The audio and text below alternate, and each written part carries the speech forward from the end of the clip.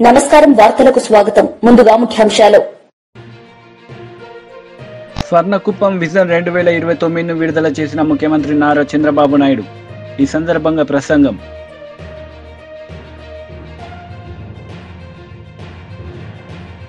మాజీ మంత్రి Ambati Rambabu press meet. TDP నేతలపై ఫైర్.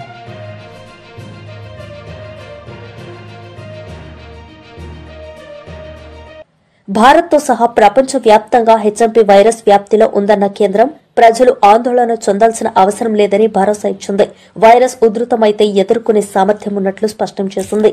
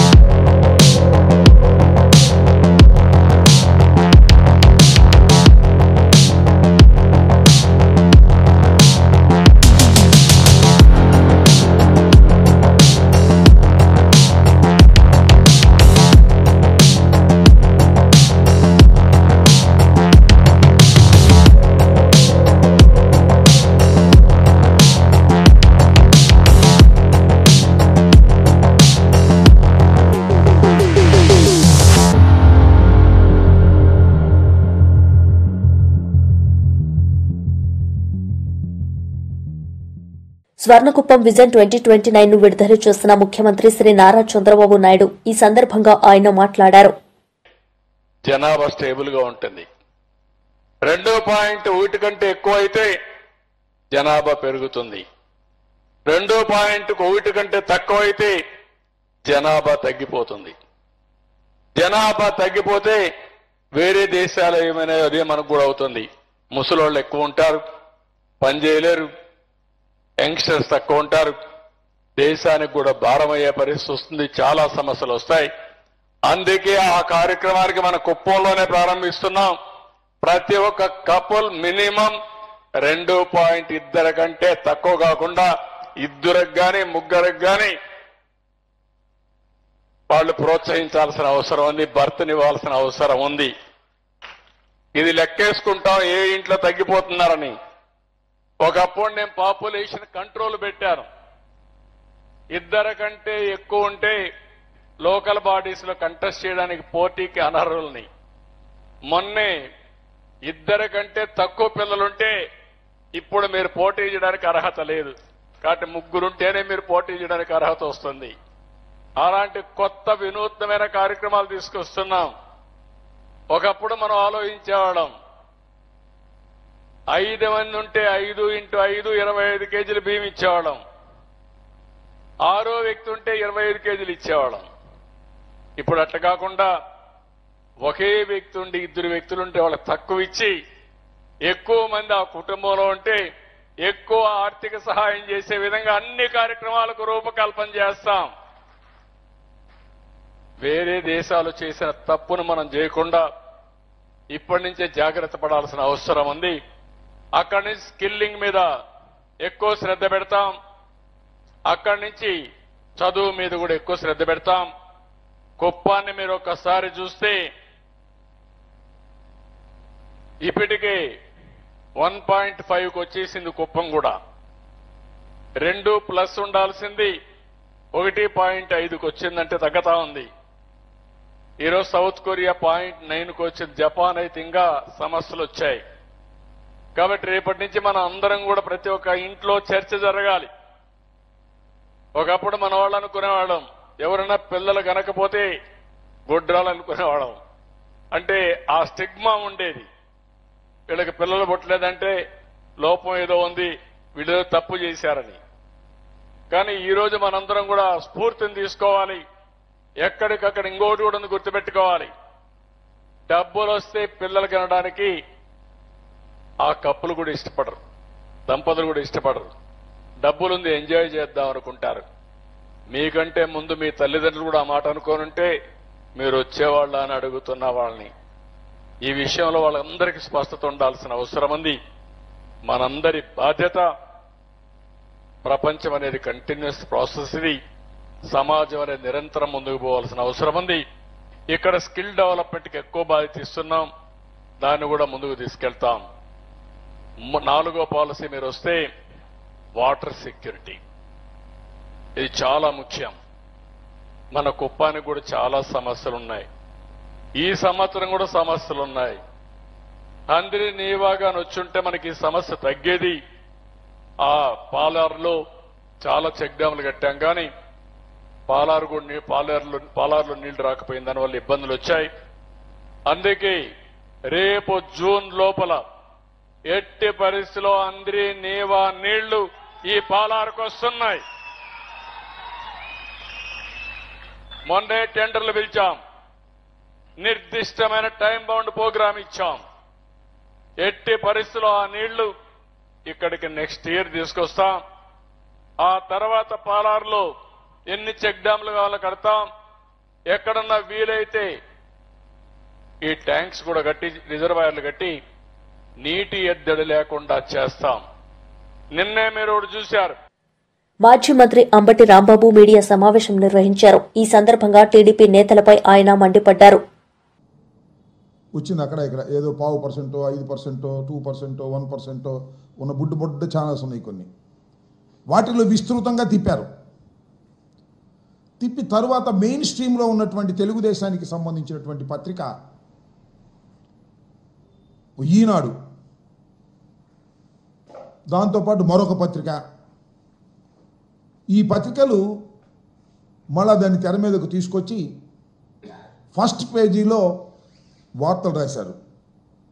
బినామీ బూచోళ్ళు అని. వీళ్ళు ఎక్కడి దాకా వెళ్ళారంటే ఈ సబ్ రిజిస్ట్రార్ చాలా అన్యాయాలు, అక్రమాలు, భూదందాలు, దొంగ రిజిస్ట్రేషన్స్ విశాఖపట్నంలోవి, రాజమండ్రిలోవి, ఇబ్రహీంపట్నంలో ఉన్నటువంటి చోట అనేక చోట్ల ఇవన్నీ చేశారు. దీని వెనకాల ఎవరో చీమకుర్తి శ్రీకాంత్ ఉన్నాడు. ఆ చీమకుర్తి శ్రీకాంత్ జగన్మోహన్ రెడ్డి గారికి, జగన్మోహన్ రెడ్డి గారి సతీమణి అయినటువంటి భారతమ్మ గారికి బినామీ వేల లక్షల కోట్ల రూపాయలు గోల్మాలైపోయింది అని ఒక కథనాన్ని మళ్ళా తెర మీదకు వండి వార్చేటటువంటి ప్రయత్నం చేస్తున్నారు. ఎవరు ఈ శ్రీకాంత్ కాదు సింగ్, ఈ సబ్ రిజిస్ట్రార్? ఆయన ఏంటి, ఈ నెల 3వ తారీఖున ఆయన్ని పోలీసులు అరెస్ట్ చేశారు. ఒక విషయం ఇక్కడ మీకు చెప్పాలా, వైఎస్ఆర్ కాంగ్రెస్ పార్టీ అధికారంలో ఉన్నప్పుడే 2023 నవంబర్ 17న ఈ ధర్మసింగ్ అనే సబ్ రిజిస్ట్రార్ నివాసంలో ఏసీబీ దాడులు జరిపింది. ఇతను ఆదాయానికి మించినటువంటి ఆస్తులు ఉన్నాయని, అవినీతి విచ్చలవిడిగా చేస్తున్నాడనేటువంటి ఆరోపణలు రావడంతో 2023 నవంబర్ 17వ తారీఖున, అంటే వైఎస్ఆర్ కాంగ్రెస్ పార్టీ అధికారంలో ఉన్నప్పుడు ఈయన మీద ఏసీబీ దాడులు చేసింది. ఇంటి మీద సోదాలు చేసింది. ఆయనకున్నటువంటి పలు ప్రాంతంలో ఉన్నటువంటి ఆస్తుల మీద దాడులు చేసింది. ఇంట్లో ఉన్నటువంటి ఈ సింగు గారు గోడ దిగి పారిపోయాడు. ఆ రోజున మొన్న దొరికాడు 3 రోజుల క్రితం. అప్పుడు దాకా దొరకల, పరారీలో ఉన్నాడు.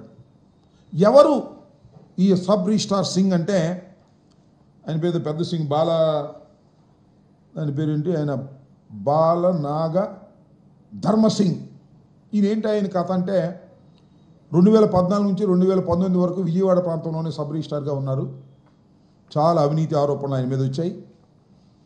వైఎస్ఆర్ కాంగ్రెస్ పార్టీ ఆయన మీద యాక్షన్ తీసుకోవడానికి ప్రయత్నం చేస్తే పారిపోయి మొన్న దొరికాడు 3వ తారీఖున. దొరికిన తర్వాత మాజీ మంత్రి జగదీష్ గౌడ్ మీడియా సమావేశం నిర్వహించారు. ఈ సందర్భంగా సీఎం రేవంత్ రెడ్డిపై విమర్శలు చేశారు. బోర్లా పడ్డాడు, మూతి వాయ కొట్టుకున్నాడు ఇవాళ తెలంగాణ ప్రభుత్వం. దాంట్లో నుంచి మళ్ళీ బయటపడడం కొరకు ఒక పనికిమాలిన చెత్త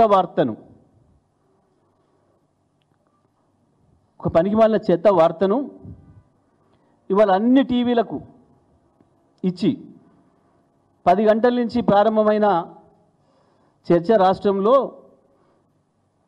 కేటీఆర్ గారు కోర్టులో ఉంది సమస్య, జడ్జిమెంట్కు ఉంది, పైగా ఇవాళ వారి స్వయాన సొంత మామగారు వారు ఇవాళ ఏడాది మాసికమంటాం, తద్దినమంటాం, సంవత్సరికమంటాం, ఆ పూజ ఇంట్లో ఉన్నప్పటికి కూడా ఆ సాకుతోనో కోర్టు సాకుతోనో పోకుండా ఉండే అవకాశం ఉన్నా, నేను ఇంకోనాడు వస్తా అని చెప్పే అవకాశం ఉన్నా, ఒక బాధ్యత గల నాయకుడిగా, చట్టం పట్ల రాజ్యాంగం పట్ల గౌరవం ఉన్న పౌరుడిగా స్వయంగా హాజరైనరు. కేవలం న్యాయవాదులు ఉన్నాడు, పక్కన న్యాయవాది ఉంటే మేము రానియమని చెప్పి 45 నిమిషాలు పైగా రోడ్డు మీద నిలబెట్టి విచారణ అధికారే బయటకు వచ్చి మీరు ఏమి ఇవ్వదలుచుకుందో ఇవ్వండి సార్ అని చెప్పి వారు రాతపూర్వకంగా తీసుకుపోయిన కాగితం తీసుకొని సంతకం పెట్టి మీరు ఓండి సార్ అని చెప్పి పంపించి, ఇది ప్రపంచం అంతా చూసింది. మీడియా సాక్షిగా, వందల మంది ప్రజలు దారిమడిపోయే వాళ్ళ సాక్షిగా చూసింది సమాజం అంతా కేటీఆర్ గారు ఏ పద్ధతుల్లో ఎట్లా విచారణకు హాజరైననే విషయాన్ని. ఆ మిగతా డ్రామా కుదరలేదు ఇవాళ. అది కూడా మేము జాగ్రత్త తీసుకొని మా మాజీ శాసనసభ్యుడు పట్నం నరేందర్ రెడ్డి విషయంలో ఏదైతే పోలీసులు చట్ట ప్రకారం విధి నిర్వహణ చేయకుండా రేవంత్ రెడ్డి చెప్పిన పద్ధతుల్లో పనిచేసి దుర్మార్గంగా ఆయన చెప్పని విషయాలు చెప్పినట్లుగా అబద్ధాలు రాసి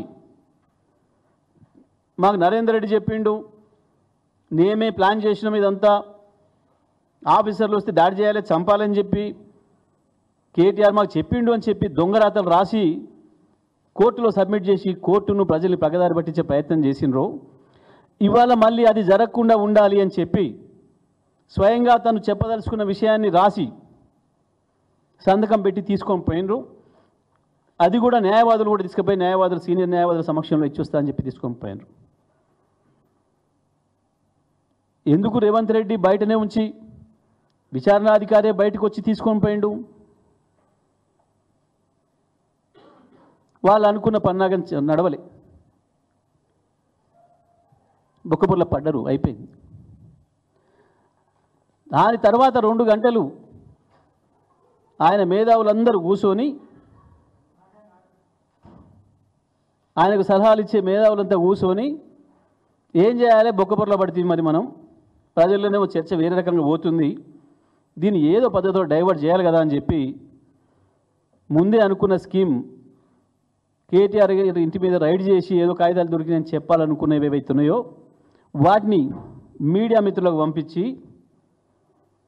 ఎలక్ట్రానిక్ మీడియా మిత్రులకు పంపించి వాళ్ళ కాలు పట్టుకొని అదొక్కటే ఇస్తున్నారు, జరగ ఇది కూడా వేయండి అని చెప్పి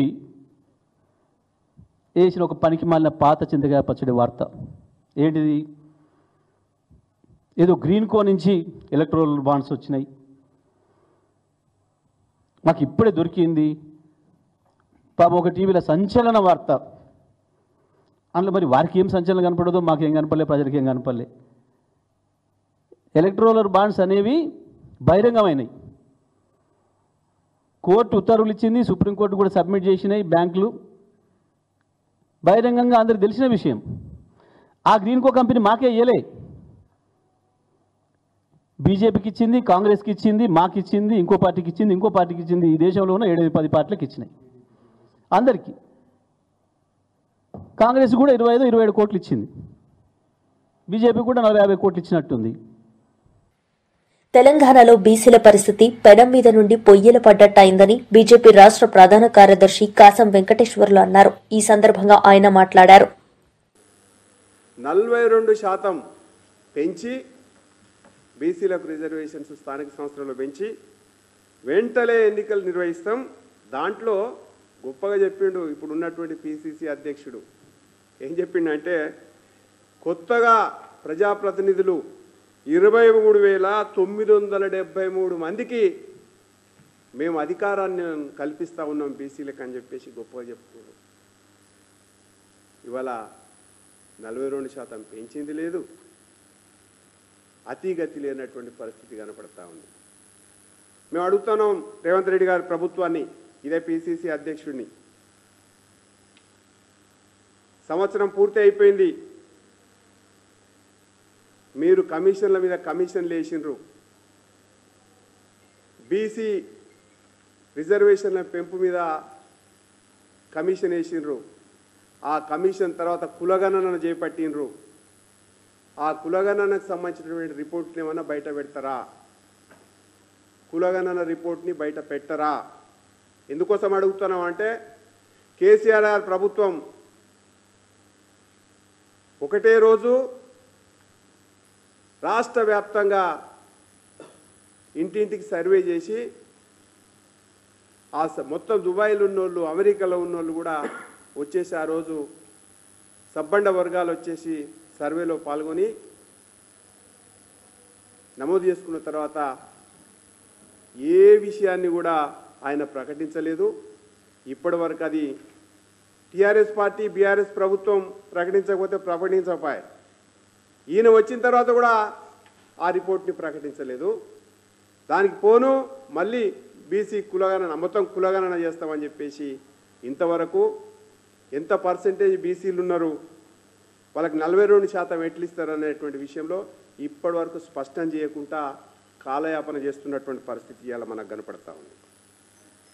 అదొక్కటే కాదు, ఇవాళ ఆయన చెప్పిన విషయాలు యువతకు, బీసీ యువతకు వడ్డీ లేని 10 లక్షల రుణం ఇస్తామన్నాడు. సంవత్సరం పూర్తయింది, ఎంతమందికి ఇచ్చిరో బయట పెట్టాలని చెప్పేసి మేము డిమాండ్ చేస్తూ ఉన్నాం. తర్వాత ప్రతి మండలానికి నవోదయ మోడల్ స్కూళ్ళు, బీసీ గురుకులాలు ఏర్పాటు చేస్తూ ఉన్నాడు. ఎన్ని గురుకులాలు ఏర్పాటు చేసినావు కొత్తగా చెప్పాలని చెప్పేసి అడుగుతున్నాం. తర్వాత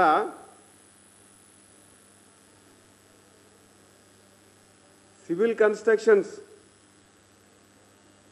మెయింటెనెన్స్ కాంట్రాక్టర్లందరికీ కూడా 42% రిజర్వేషన్స్ కల్పిస్తామని చెప్పారు. ఏ సివిల్ కాంట్రాక్టర్కు ఎప్పుడు రిజర్వేషన్స్ ఇచ్చినావు, ఏం సంగతి రుణం ఇచ్చినావో చెప్పాలని చెప్పేసి మేము అడుగుతా ఉన్నాం. తర్వాత రేవంత్ రెడ్డి గారి సర్కారు బీసీలకు పొన్నం ప్రభాకరు లేకపోతే పిసిసి అధ్యక్షుడు గొప్పగా చేస్తున్నాం అన్నాడు. మీ ఎన్నికల మేనిఫెస్టోలో చైనాలో విజృంభిస్తున్న హ్యూమన్ మెటా నియోనియా వైరల్ కేసులో కర్ణాటక, గుజరాత్లో బయటపడడం కలకలం రేపుతోంది. బెంగళూరులో 2 చిన్నారులు, అహ్మదాబాద్లో మరో చిన్నారికి ఈ వైరస్ సోకినట్లు కేంద్ర ఆరోగ్య శాఖ ప్రకటించింది. భారత్తో సహా ప్రపంచవ్యాప్తంగా ఉత్తమ నాయకులు, కార్యకర్తలతో విద్యాశాఖ మంత్రి నారా లోకేష్ సమావేశమయ్యారు. ఈ సందర్భంగా ఆయన మాట్లాడారు. వాళ్ళు కొడితే ఊరుకుంటావా మనం? చెప్పన్నా, వాళ్ళు రాయొచ్చు మనం ఊరుకోవాలా? కుదరదు. నా దగ్గర అయితే అది కుదరదు. 2 పీకారు. రాత్రి వెళ్ళి నేను గుర్తుంది, నైట్ హాల్ట్కి వెళ్ళాం, కొడుకుంటే పొద్దునే ఎస్ఐ గారు వచ్చారు.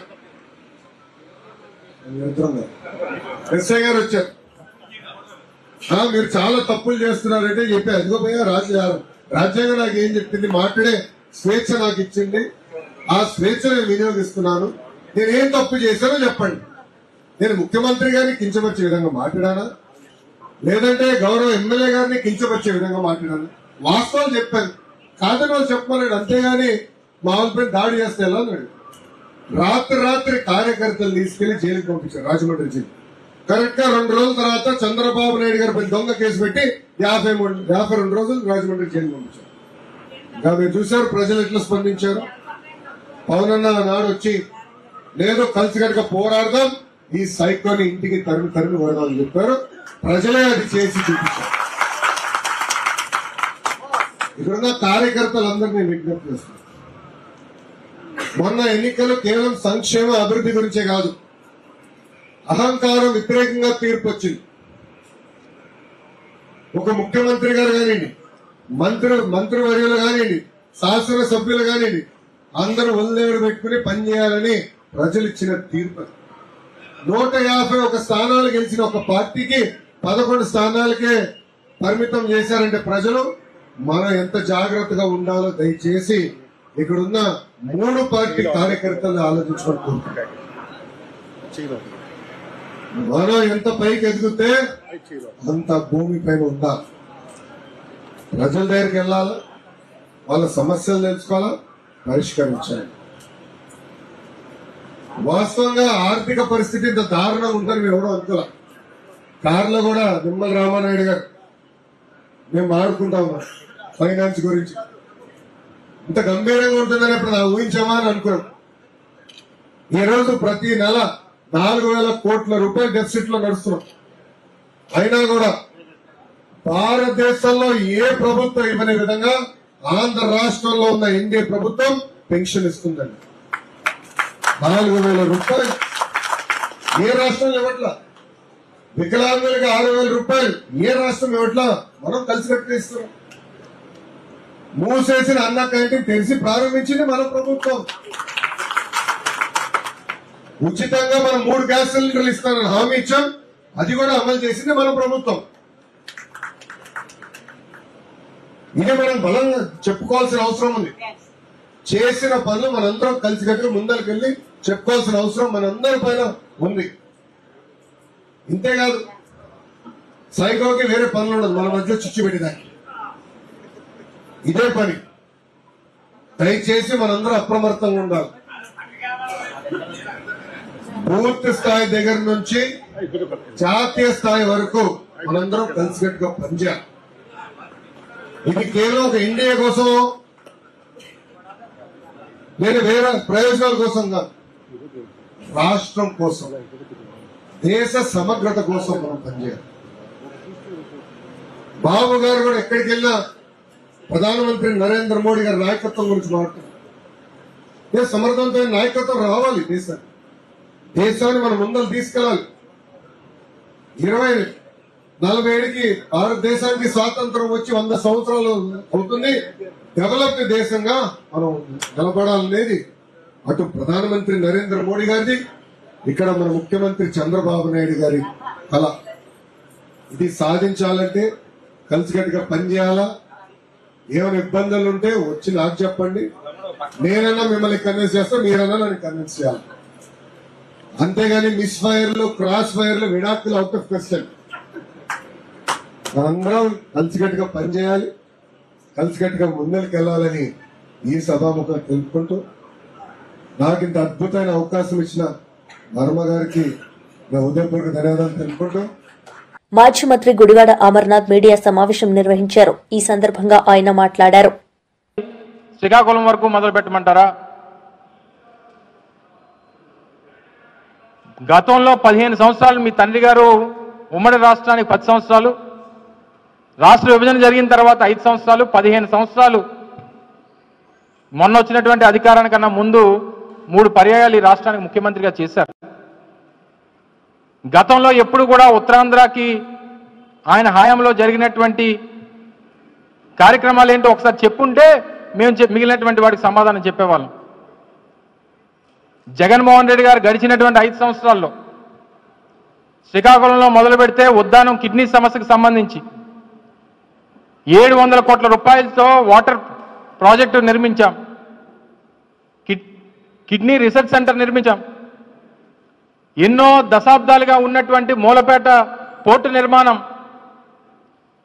శ్రీకాకుళంకి సంబంధించి ఆ ప్రాంతం తాలూకు రూపురేఖలు మార్చేటువంటి శ్రీకాకుళం పోర్టు, మూలపేట పోర్టు నిర్మాణాన్ని ప్రారంభించాం.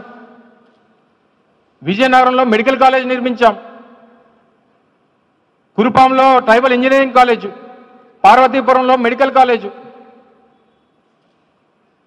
సెంట్రల్ యూనివర్సిటీకి సంబంధించినటువంటి భూమి పూజ చేశాం.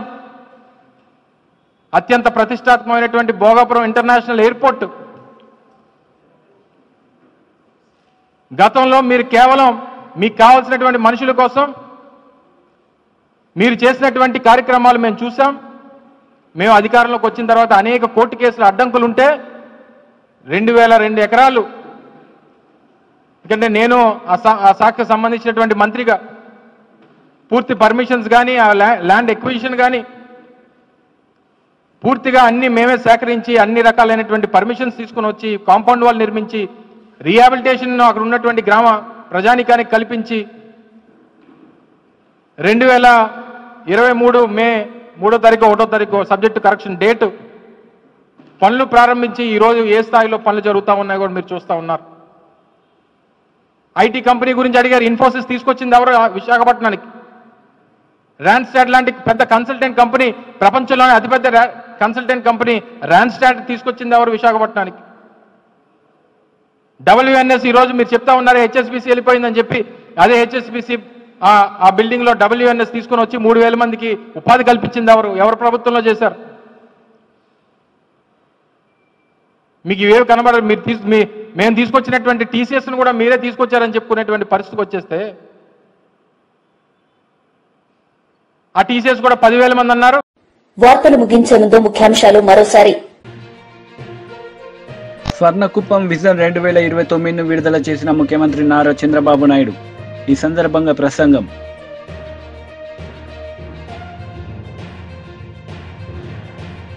మాజీ మంత్రి Ambati Rambabu press meet. TDP నేతలపై ఫైర్.